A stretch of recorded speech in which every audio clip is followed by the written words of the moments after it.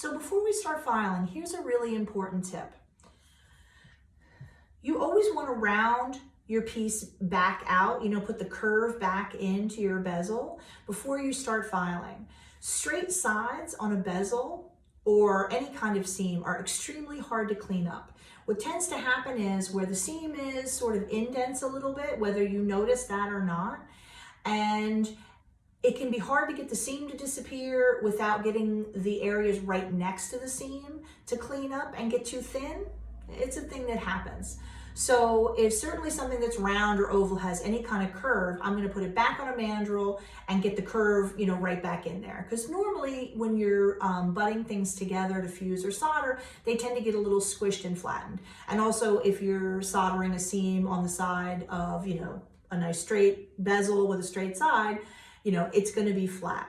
So I'm always taking a mandrel and poofing out that side a little bit, making a convex, sticking out rather than straight or concave.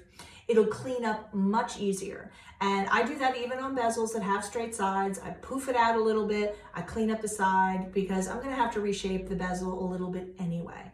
This will speed up your cleanup like you will not believe. It took me years to figure this out.